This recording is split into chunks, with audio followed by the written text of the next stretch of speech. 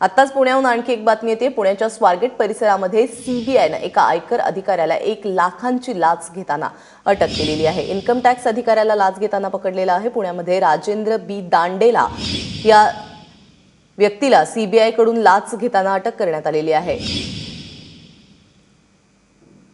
स्वारगेट परिसरामध्ये हा अधिकारी इन्कम टॅक्स विभागाच्या जाळ्यात सापडलाय।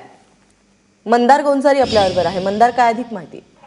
प्राजक्ता, काही दिवसांपूर्वी सुरेश ढमाले या व्यक्तींनी स्वारगेट परिसरामध्ये एक दुकान खरेदी केलेलं होतं, परंतु हे दुकान खरेदी करताना रेडी रेकनरचा जो दर आहे आणि सुरेश ढमाले यांनी ज्या दरामध्ये हे दुकान खरेदी केलं याच्यामध्ये तफावत येत होती आणि त्यामुळे इन्कम टॅक्स विभागाचा हा राजेंद्र दोन नावाचा अधिकारी सुरेश ढमाले यांना एका अर्थाने ब्लॅकमेल करत होता, त्यांच्याकडे पैशाची मागणी करत होता, अशी तक्रार सुरेश ढमाले यांनी सीबीआयचा जो लाचलुचपत प्रतिबंधक विभाग आहे त्या विभागाला दिलेली होती।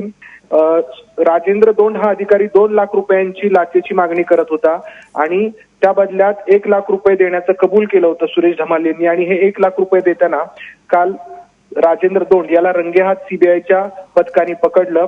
आता सध्या नोटबंदीच्या या सगळ्या प्रकारामध्ये इन्कम टॅक्स विभागाच्या कारवाईचा बोलबाला होतोय, परंतु इन्कम टॅक्स विभागाचे अधिकारी त्यांचेही पाय कसे मातीचे आहेत हे या प्रकरणातून दिसून येत आहे। मंदार, धन्यवाद या सगळ्या माहितीबद्दल।